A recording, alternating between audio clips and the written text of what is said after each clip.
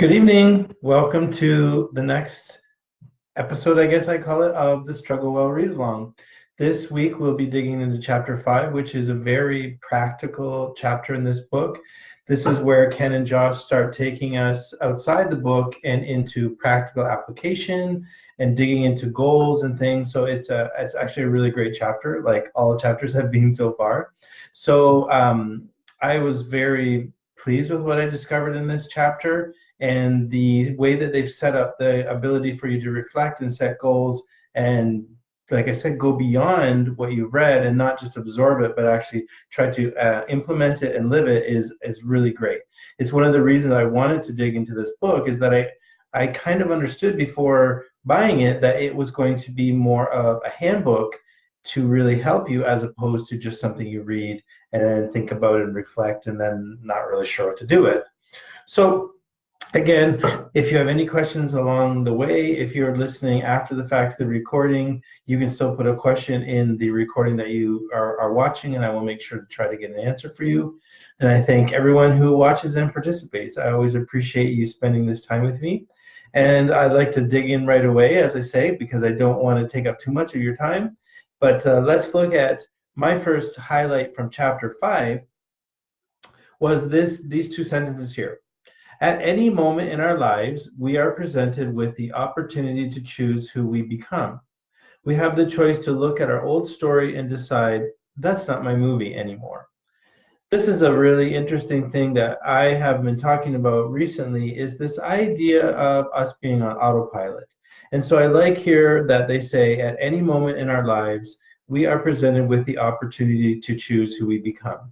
And this is also taking us out of that victim mindset where we think that we don't have a choice. We always have a choice. I can see that, like, in some certain scenarios, like when they talk about the prisoners of war being in Vietnam, in Hanoi, that they didn't maybe feel like they had a choice, but the choice that they had at that time was to choose who they became in that situation of struggle and, well, trauma.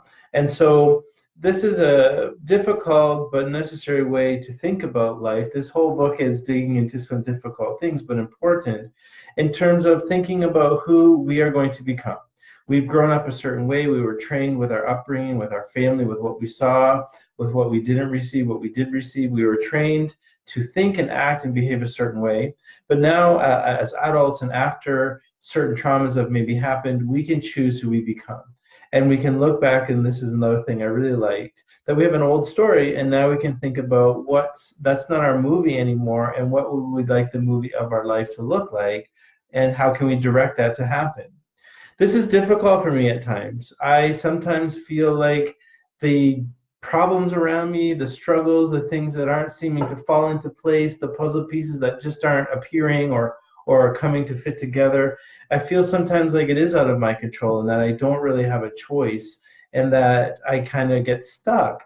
And so this is a nice reminder to look at the reality that I do have a choice, that I can say, I don't really want this story anymore. I would rather have this. And so what do I do to direct this movie of my life and make it the way that it should be and that I want it to be? So that was the first note that I had. This is one that really stood out for me because I do not always find that easy to do. And I'm sure that some other people are in the same boat as me in that regard. So I should say that this chapter 5 is called Creating and Living Your Story. So I did like that as well. But here is the next quote for me that stood out for me. The more productive question to ask, therefore, is simply why. In other words, what can I learn from this struggle? This perspective puts the power back in your hands to grow, change, and struggle well. So this is looking at when we're in the middle of struggle, that instead of asking, they give this example like in movies that many characters will have a bad situation happen to them in a movie, and then they will look up at the sky and they'll say, why, God, why are you making this happen to me? And this is not useful, and it puts us in a victim mentality. And so I like this, that the more productive question is simply, why? Like, what can I learn from this struggle? Why is this happening? Is there something I can learn? Is there some way that I will become better on the other side of this? And again, this is not easy as well, because sometimes struggle, like in my case with childhood sexual abuse, I definitely did not ask for that. I did not choose for that to happen.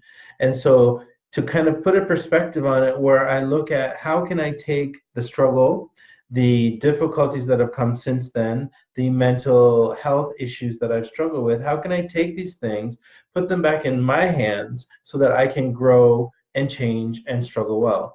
And I think over the past, I would say maybe 8 years or so, I've managed to do okay with many things in terms of growing, in terms of changing my perspective and my approach to life.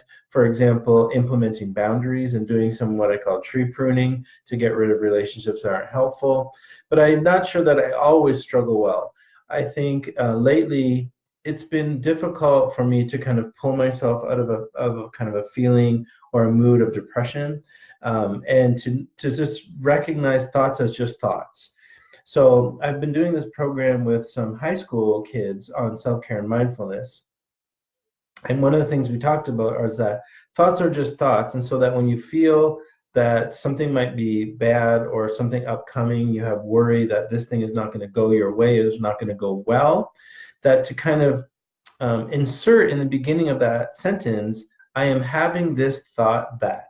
So for example, I might think, or some of these kids in high school, they would say like, I have this science test this Friday and I am not going to do well. I'm going to fail. It's not going to be good. My parents are going to get angry. And, they get into that cycle of thought and they get into this loop of thinking of all these things. And so I showed them, all you need to do is put in the front of that, I'm having this thought that I'm going to fail my science test. And then it kind of takes the power out of that and just is like recognizing that this is just a thought. That doesn't necessarily mean that it's going to become true.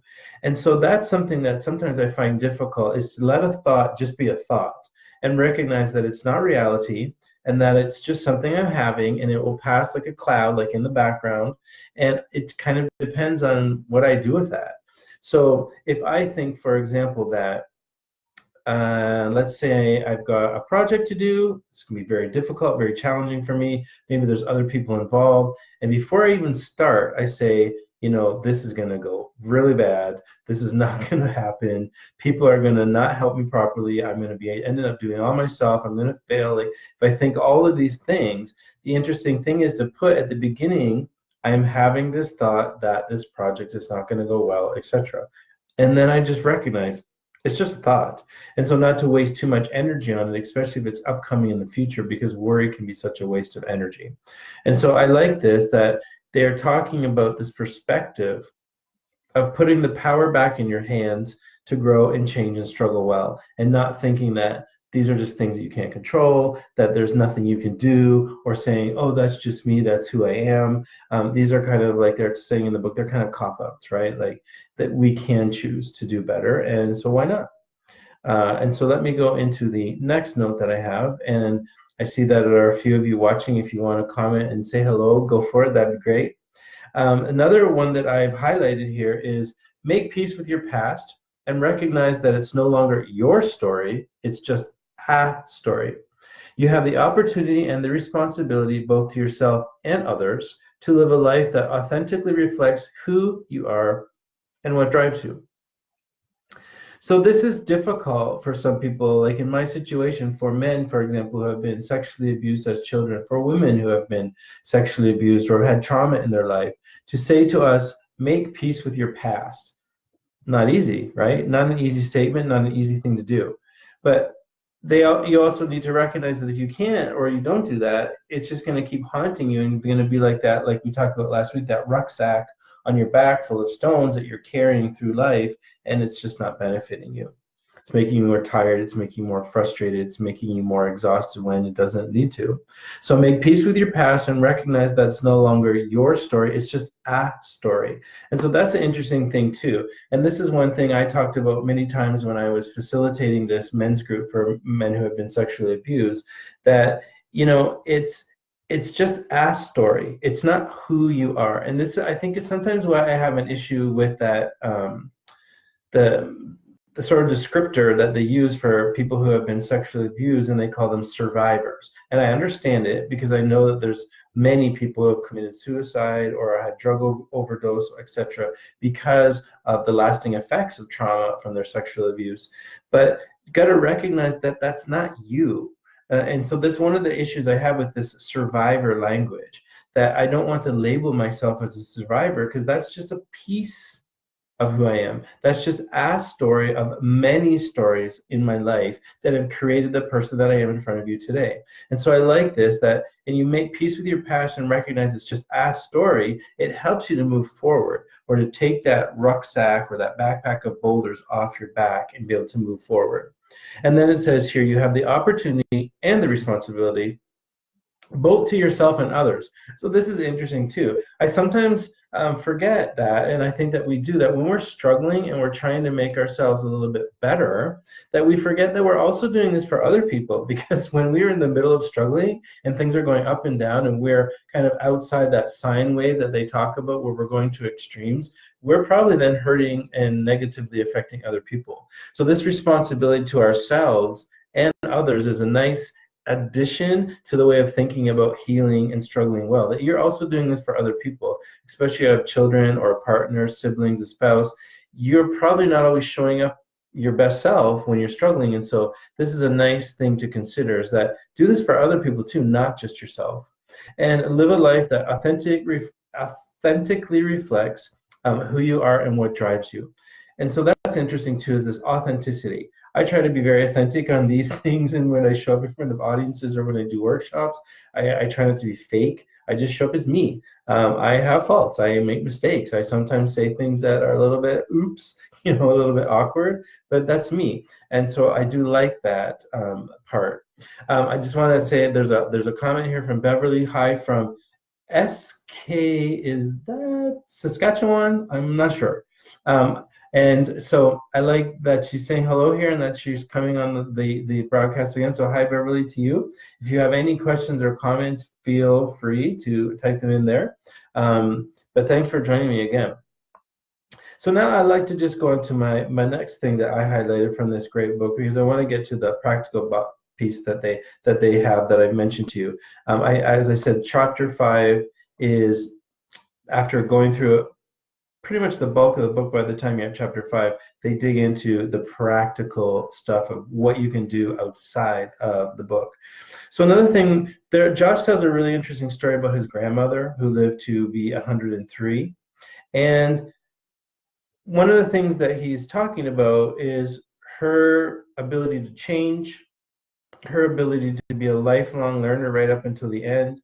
And in the middle of this story, he says that one thing is that she said, his grandmother said, you're always evolving, shaping, and changing, and therefore struggle may feel brutal to endure, but it forces the opportunity to figure out who you are. So I also like that too. And it's related to the last quote I have, that things are always evolving, we're always shaping, we're always changing. Everything around us is the same way, especially in this, I guess I would say, tech-enabled world is very, very much the case. But with all of this change and the struggle, the evolving, we keep continuing to figure out who we really are, because that's a super important thing to kind of dig into.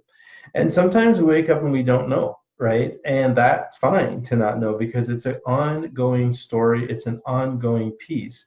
And so for me, I think that sometimes, you look back on your trauma, you look at the struggle that you're having, and you're like, kind of, why is this happening to me? And what am I supposed to get out of this? And who am I in this picture? That's not easy to kind of figure out who you are. But I like that it is like this pointing out that it's evolving and that it's ever changing and shaping as you go through life.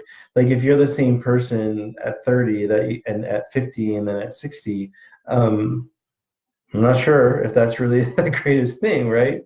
Because we should constantly be learning and trying to be better than the day before, and always trying to learn and grow and improve whatever we can in whatever way. And so connected to that, the next thing that I highlighted was this idea that you've got to clearly see what you're shooting at in order to know if you're hitting the target. And so if you're trying to go forward, and if you're trying to evolve, and if you're trying to make improvements, What if you don't know what that looks like? And so again, this is where the chapter digs into some goal setting, into some specific work, so that you can see that this is my target. That's what I'm going to shoot for. If you don't know, you're kind of going all over the place, right? And sometimes I felt like that, and sometimes I will still feel like that. If I don't sit down and go, okay, where do I want to go with this? What do I want the end result to be? Then, of course, I'm just going to be going side to side all over the place and not in a nice, efficient, useful direction. And so I did like that as well, to the importance of actually pausing to think before we just run ahead with things, which can be very difficult for us. And it connects to that habit energy idea that the Buddhists have, where you're on a horse, you're barreling down the street, and someone on the sidewalk yells out to you and says, "Hey, where are you going in such a hurry?" And you answer, "I don't know. Ask the horse." We are very often in that habit energy. We are just zooming down the street and we don't know why. We don't know where we're going. We don't even recognize that we're on this horse. We're like, what am I doing here? And so it's interesting piece for me to kind of reiterate that part of pausing, thinking about where you want to go and where you're going, and then what are the steps to get there. And so, connected to what I've already mentioned, they say, for that reason, our definition of success is simple. Successful living is doing better today than you did yesterday. That's an interesting sentence because it sounds so simple, and it's not. Especially if we're going on habit energy, if we're just stuck in routine, if we're not reflecting, if we're not making goals with targets and accountability. And so this is an interesting thing. I have been thinking for a while now that I try to at least make one step forward every day.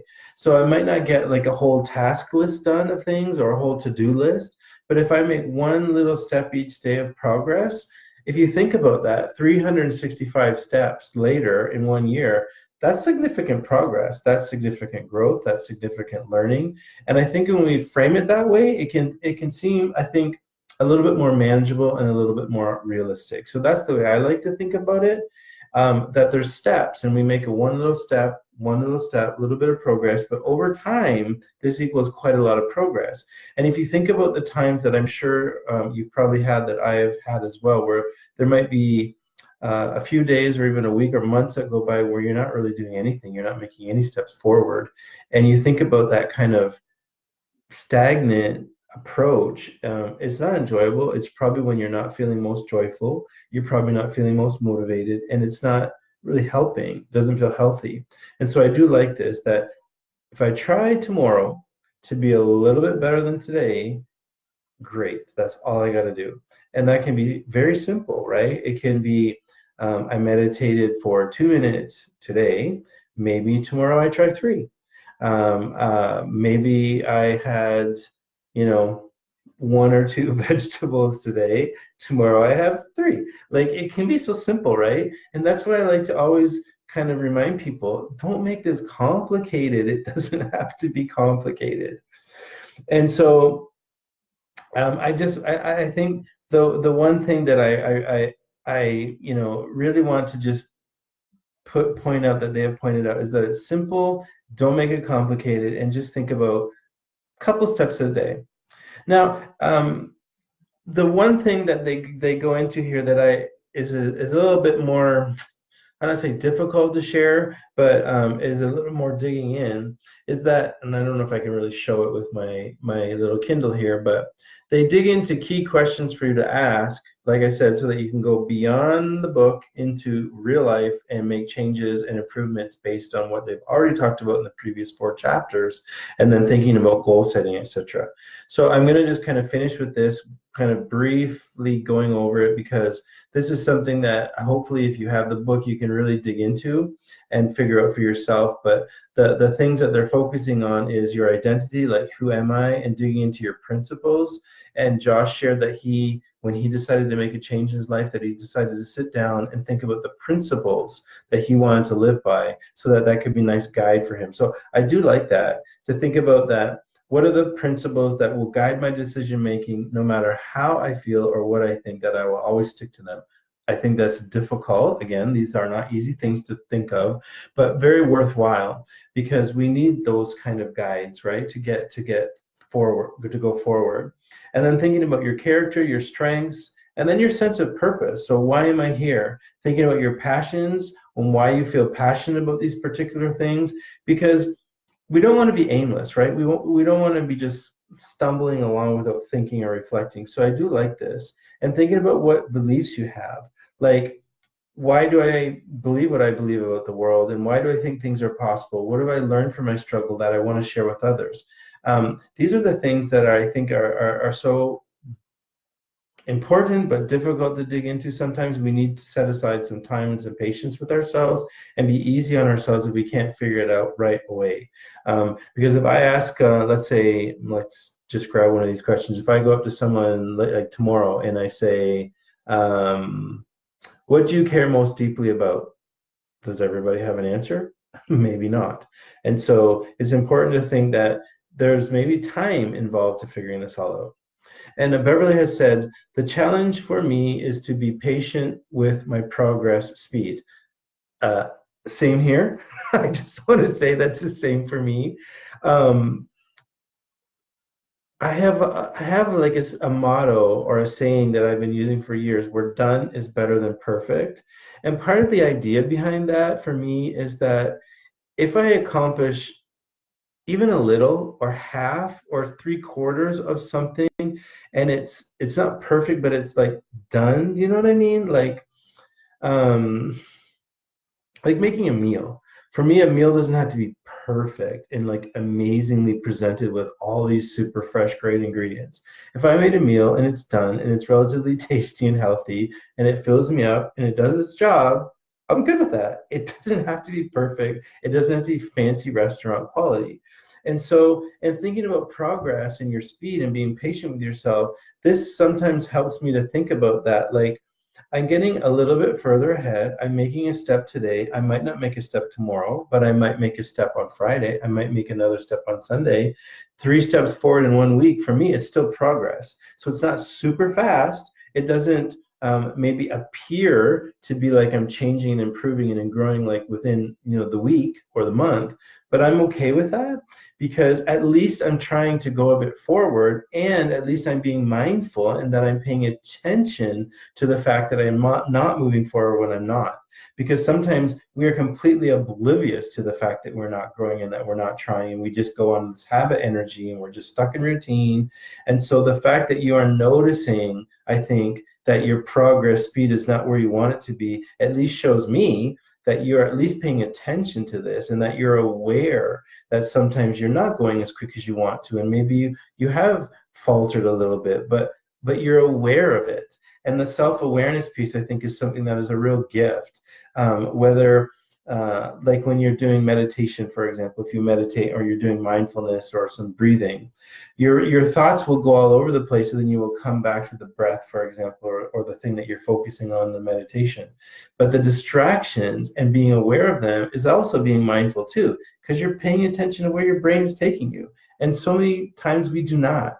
And so when you say the challenge is to be patient with my progress and my progress speed, I like to think of it for myself in this idea that, at least I'm putting a couple of steps forward. And if that takes me 2 weeks to do those 2 steps, if it takes me 3 weeks, I'm not going to beat myself up for that, because at least I made a couple of steps forward. And not to be judgmental, but you can probably point out people around you or at work who are making no progress. So some progress is better than nothing, I always like to say. And then when you get a little bit further and you achieve a goal, and maybe it's not the perfect way you thought it would be, the other thing I like to think of too is, done is better than perfect. At least you've got something done and you did a few steps forward as opposed to zero. So that helps or makes sense. That's sort of how I like to think of it.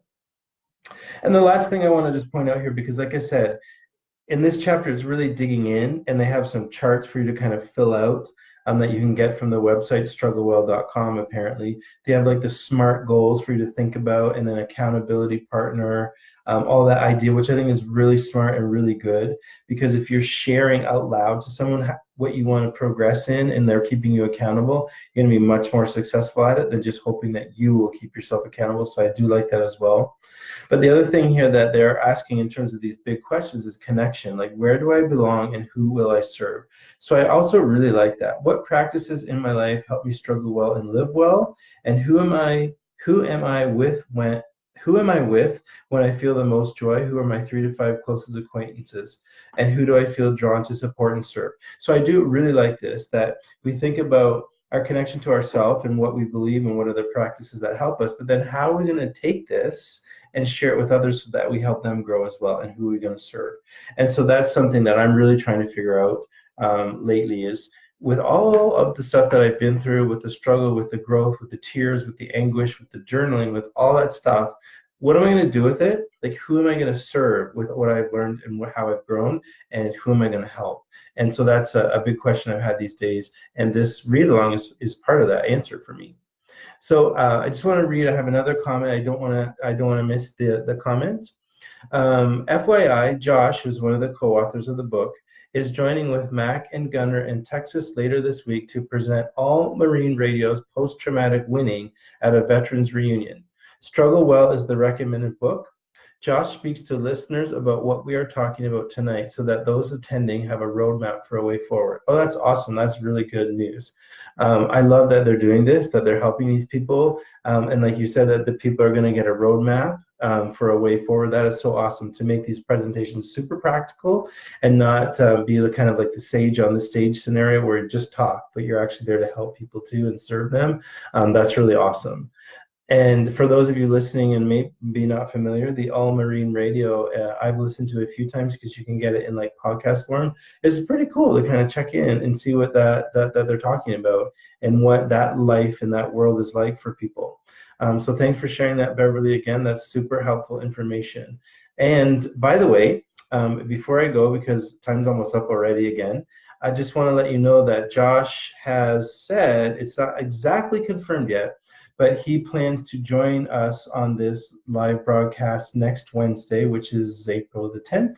And so that would be amazing to have one of the co-authors on this broadcast. I will be using my mobile phone in order to make that happen, but I will confirm with him, and hopefully we will have him on this broadcast next Wednesday. You can throw questions at him. I'll be asking him more about some of his stories and the purpose behind the book, etc. And we'll be digging into chapter 6. So thanks again. I wish you a good evening wherever you happen to be in the world. So Beverly and Saskatchewan, hopefully it's not too cold out there. We got dumped on again last weekend with a lot of snow. So hopefully it's not so bad out there for you. And enjoy your evening, everyone. If you're watching this recording anytime after, whatever time of the day it happens to be for you, I hope you enjoy yourself. I hope that you struggle well. And again, I appreciate that you spend some of this time with me to dig into this really important topic. So thanks so much. And thank you, Beverly, as well. Cheers, everybody, and have a good rest of your week. Thanks so much. Bye-bye.